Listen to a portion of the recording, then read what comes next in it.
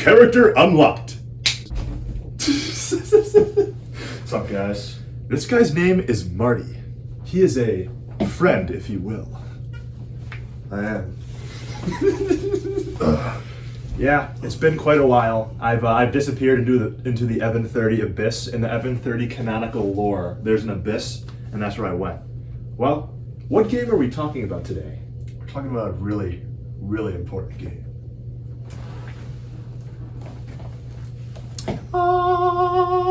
Yeah. The Holy Grail. The holy grail of Pokemon games, dude. It's not always black and white, and your heart always knows what's right. So, Pokemon Black and White released in 2010 in Japan, 2011 where we come from, the US of A, baby. What is a kilometer? Because I actually don't know what it is. No, jokes aside though, I like if you took a kilometer and then you took a what do we measure by again? We use miles. Dude, I forgot. This is bad. I already forgot. We use miles and they use kilometers. They use kilometers, the smart measurement, if you will. We use the dumb measurement. We use the cheeseburger measurement. And why are we talking about America so much? Well, these games, the region, isn't it based on New York? Yeah, it's just based on America. Yeah, like they've got like America. Yeah, the region's based on America specifically though, because there's that what's the big city called again? Castelia? Castelia, yeah. I always forget for some reason. One of the big cities is called Castelia City. Okay, enough of my yipper yapper. What is so special about Pokemon Black and White?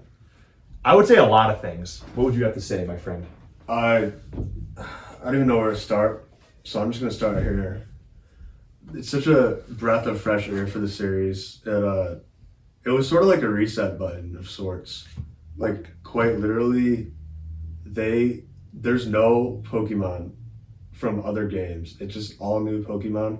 Of course, until the post game, when you beat it, you have access to like stuff from older regions. But like the game is just like a complete like detox, I guess, if you will. A dopamine detox from the past. Detox, yeah. Because in the past, you've got all these new characters, some old characters. I think that it was especially a breath of fresh air. I'm not going to diss Gen 4 because I genuinely really like Gen 4. Gen 4 depended on old regions. I would argue to a fault to some degrees. I'm going to say more Diamond and Pearl than Platinum. In Diamond and Pearl, it was almost like to build a good team, to some degree, you almost had to use old Pokemon. Like, my example I cite is if you didn't run Infernape, your only fire type was Rapidash. That's kind of bad. But I love those games. I'm not dissing those games. But it was a really big breath of fresh air because, you know, I think some people might have been getting overwhelmed by how much stuff, like how many Pokemon there were to catch in one region. So they kind of narrowed it down. 156 completely original characters that did not have anything to do with the old stuff. Some people liked it, some people did not like it. It was a bit of a controversial thing to do. A controversial upset, you know, in the Pokemon games. I loved it though. Spoiler alert, these are my favorite games in the franchise. Number one, these are my very favorite Pokemon games ever, are Black and White. The hell was I talking about? I already forgot. I already forgot. He tends to do that. I tend to do that, yeah. He's got me there. Off camera and on camera, I tend to do that. But, what was I gonna say though? We were talking about, what's special about this game? The engine they used for this one was also absolutely amazing. The Pokemon aren't just still, they're fully animated sprites that are extremely full of life. Yeah. And it definitely helps to, it definitely helped me sort of grow on some of the new Pokemon designs because your introduction to these new Pokemon, they were moving around and kind of showing their character. Like, for example, Darumaka is kind of dancing around and Emboar's, like standing like this and another one I try to think of is like Clink and Clang are sort of like these still like moving gears. Mm-hmm. Ferroseed kind of spins around in a circle, and that's pretty cool. Yeah. The actual world, like the atmosphere, is absolutely breathtaking. On the first round, we were talking about this before I turned on the camera. We were kind of thinking of what we're gonna talk about. It's kind of insane. Like on Route 1, when you walk into the first route of the game, depending on the season, You could see like petals flying by or leaves flying, and that's another big thing. Speaking of which, yeah, the seasons. The seasons. It's the only Pokemon games to have seasons in them. And they nailed it. They nailed it. Spectacular. Spectacular. And every single route, like the different route theme, not every single route doesn't have its own unique theme. There's like a bunch of different route themes, so there's a lot of different route themes. All good, by the way. All great, by the way. Each route theme has 4 different versions depending on what season is being played in. I mean, talk about attention to detail, dude. I mean, amazing. For me, it's really just attention to detail.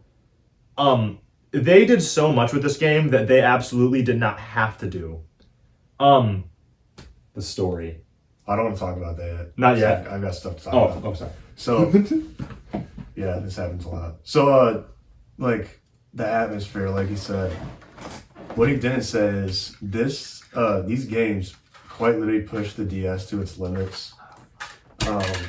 Because comparing these to Diamond and Pearl, which came out in 06 in Japan, 07 everywhere else, but comparing that to Pokemon Black and White, it's literally just an insane jump. Like, you've got obviously the animated sprites in the battle, but like in the overworld, you've got the leaves falling or snow falling, or like the graphics they're just pure like beauty, literally.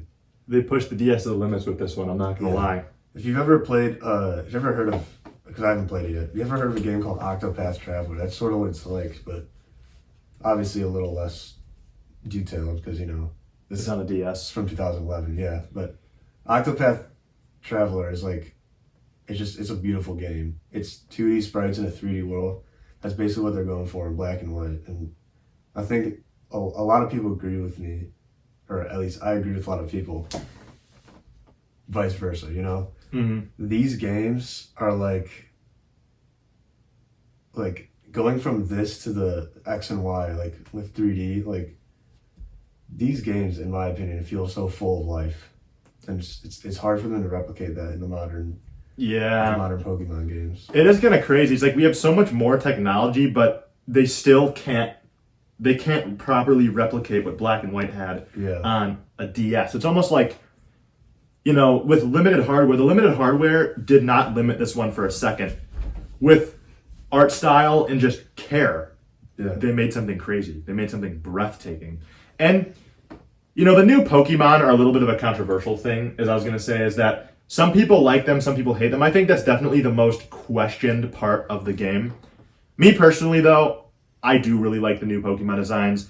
There's a few misfits. I'm not a huge fan of Garbodor. It's just a pile of shit, basically. It's an interesting idea, though. It is it's not a bad idea. Trubbish, the one that comes before it, is a little more forgivable. It's a little silly. But I think they were almost trying to make Garbodor as ugly as... Or Garbodor. I say Garbodor. It could be pronounced as either, but I think they were trying to just make that one as ugly as possible, and they succeeded to a fault, in my opinion.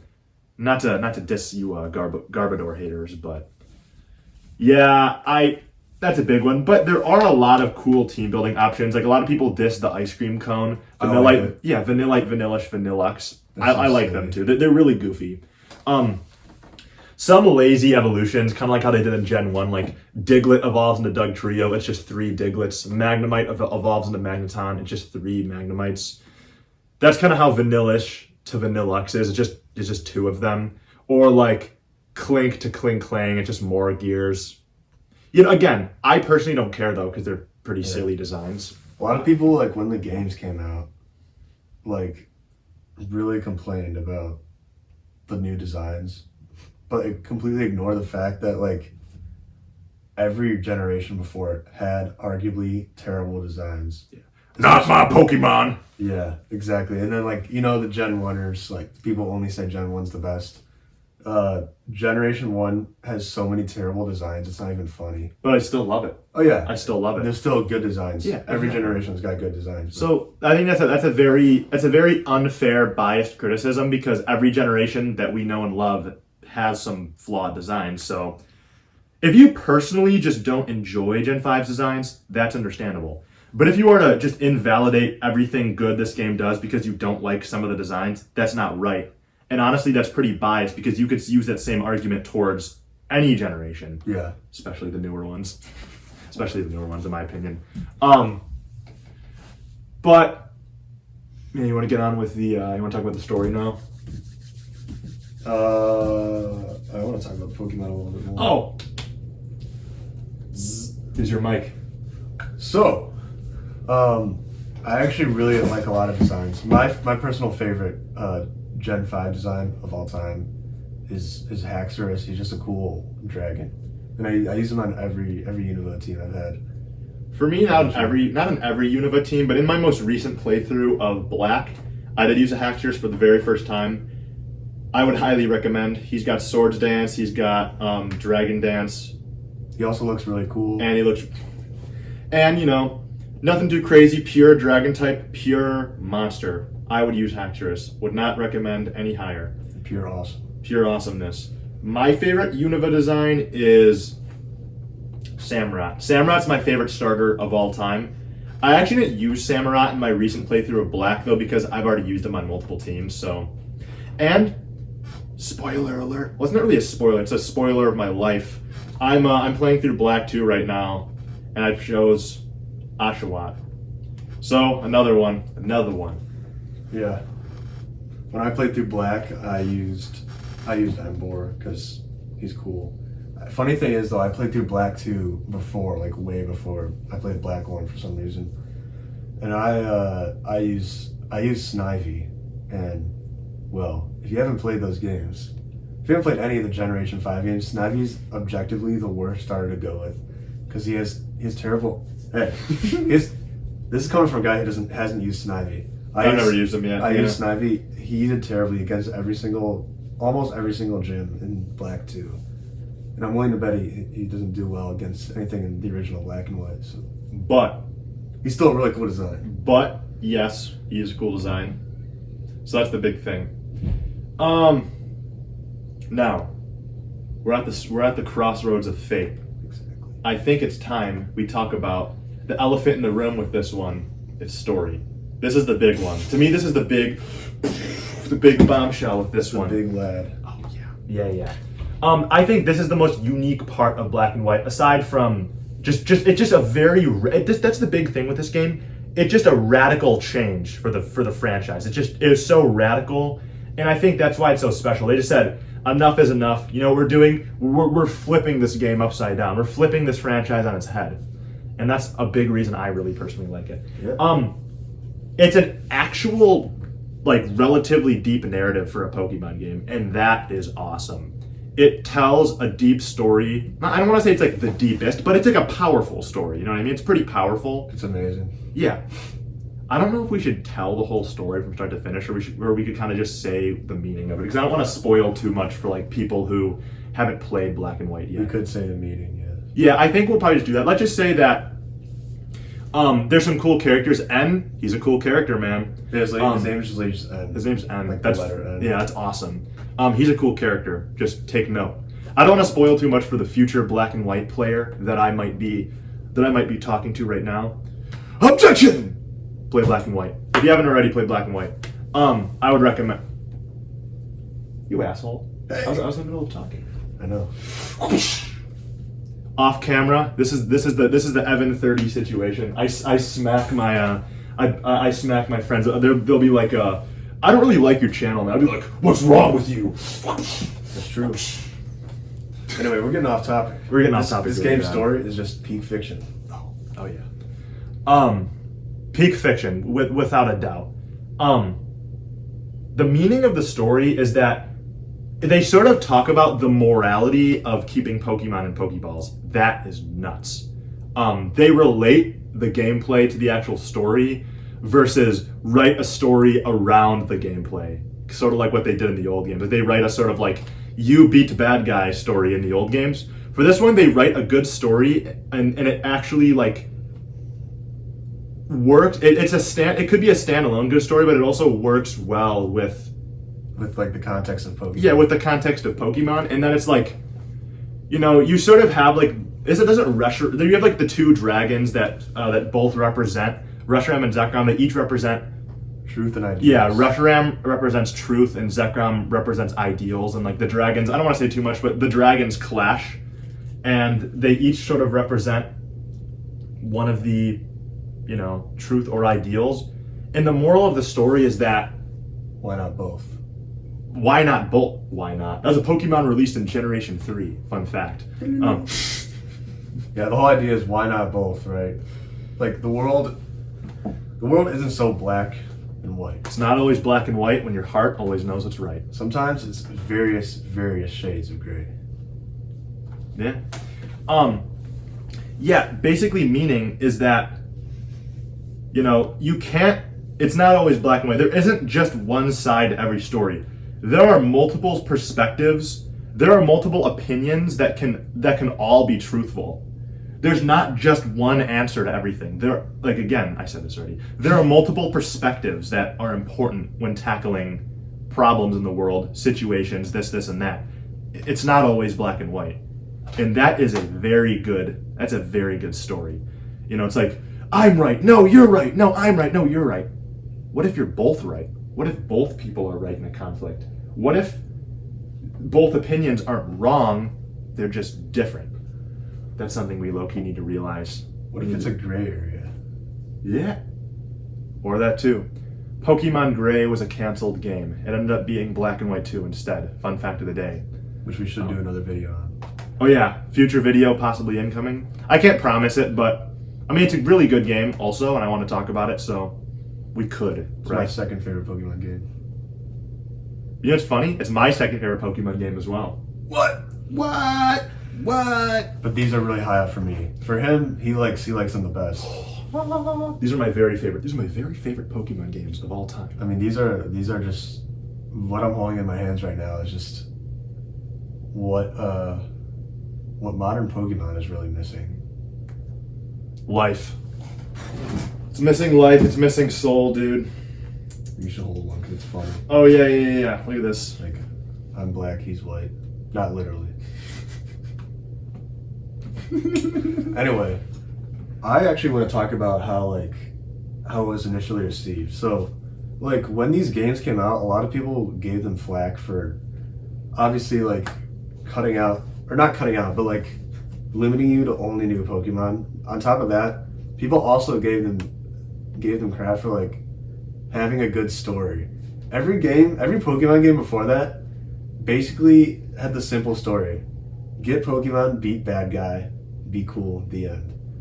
This story is just, obviously, what we just talked about. This is just amazing. And when it came out, people were like, Pokemon games are not supposed to have a story. And to that I say, who cares? Yeah, so wait. It's they were basically mad that they made a good game. They were basically Pokemon fans when they actually make a good game. And if any of you guys are familiar with the Pokemon games of today, you're gonna miss Black and White. One of the reasons why the Pokemon games are bad is because the Game Freak heard the fans and oh, I guess we shouldn't make good stuff. I guess we should make horrible games and make them $60. I guess we should make them soulless. And we should make DLC for them, instead of actually fixing the game. We should make more money. And we should not release a finished product. We should release unfinished products. One argument that could come up though is that why did Pokemon always make a third version? They were still good. Yeah, they were good. You trying to be the platinum to my diamond and pearl? Yeah. Yeah, anyway, I want to finish what I was saying though, is the funny thing is the fans didn't like these games when they came out, but the critics did. The critics praised them for the good story, the good gameplay, the amazing vibes, the atmosphere, pushing the DS to its limits. So it was actually a good game, and that's why Pokemon fans were mad. Exactly. Wow. What? So I guess we should talk about our experiences. Ooh. Listen to this one. It's a really good game. No. So the first generation of Pokemon I really ever got immersed into was Generation 5. So I'm a little bit like nostalgia blinded and a little bit biased. A little bit. Not good. A lot of it. They're amazing games. They are amazing games. But from looking at it, you know, with a strictly critical perspective, like a perspective, my opinion still stands. They're still phenomenal games.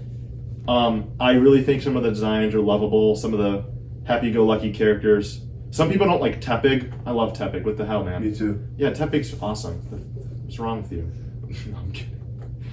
We just talked about having two sides to every story and how, you know, it's okay to have opinions. I'm just bashing someone's opinion right now. It's true.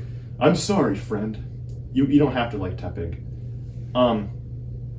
But yeah, for me, it was just a very magical game. When I actually bought it back in the day, I didn't beat it. I actually didn't beat Black and White for the first time until like a few years ago. But I didn't actually like beat it like go beat the Elite Four and the Champion, because the Champion is actually the post game in Black and White. Fun fact. Spoiler alert. Spoiler alert. Yeah, I don't want to spoil too much. Sorry, guys, but it'll make sense when you play it. It's post game content. I just let the credits roll, and then I said, okay, that the game's beat. Even if it's post game, I think you got to beat the Champion to beat the game. So in my most recent run, I did completely beat the game. And the game, to me, was just very magical, and it really made me, I don't know, appreciate... I'm losing my train of thought. Something. Appreciate goodness. Appreciate, like, good stuff, man. Good stuff and stuff like that. Look, good stuff, man. Well, I'll touch on my story. So, like I said earlier, the first time I like encountered a Generation 5 game was actually not these original games. It was Black 2. It was like back in 2017. I like went to GameStop and picked up. It was a loose cartridge. So I don't have a CIV, but I do. Nerd alert! Nerd alert! I have just a loose cartridge of Black 2. For some reason, it's kind of crazy to imagine this. I walked into GameStop and they had it there for $50, and I just bought it like nothing. This is before everyone realized, wait, these games are actually good. What? So yeah, for some reason I was like, yeah, I wanted to play it, and so yeah, I picked Snivy. But then recently I was like, well, I gotta play the original Black. So I played through it, and it was just amazing. I chose a different starter, and it was just, everything made sense. Everything made sense. It was perfect. Perfect. Absolutely perfect. Everything done in the last minute detail. Perfect. So yeah, one day I'm gonna play through White and White too, just, you know, to balance things out. Perfectly balanced as all things should be. Yeah. So do you want to show the teams? Oh, I got you, brother. Okay, look at this. Got Haxorus, dude. What the hell are you doing, man? Nah, I don't really care. You're kidding. I'm kidding. Haxorus, Seismitoad, Unpheasant, Embor, Crocodile. My boys up Strika. Now that was a pretty cool team. Now, without further ado, let's see my brother's team. So, I'm actually going to go up close to the camera so you actually see it. So, my team is a little different. No shit. Oh, sorry. No shit. So we've got Musharna, really underrated pick, sleeper pick, if you will. Dude, everyone uses Musharna. Oh, well, for me it was. 'Cause I didn't like the design originally. It's actually really good. Yeah, it's pretty good design. And then we got Haxorus. We got Embor. And we got what's it called? What's his name? Swanna. The evolution of Ducklet. And then we've got Crocodile. Super awesome. Yeah, super and then awesome. The electric type I used the reason I have an Ampharos in that slot is because that's the Ampharos I use in Black too. He's awesome. Which is awesome. But I used Galvantula. It's like a spider looking Pokemon. It's an electric type. And he's really, really cool. But he's also like not the best typing. I think he's just hurt by his bug typing because he's bug electric, but really cool design. And I use him for all the playthrough except for like Victory Road Elite Four. I had to swap it out, and I caught a Zebstrika and leveled. Yeah, I caught a Zebstrika and leveled him up to be on par with my team, and then I, faced the Elite Four, and that's pretty much it. Yeah, guys, that's about it. I'll see you. Well, there's not much more for Evan 30 and friends to say. Evan 30 plus one. What I will say though is this: your dreams, make them a reality. You'll understand that quote. Let's get out of here, boss. See you in the next one. God bless. God bless.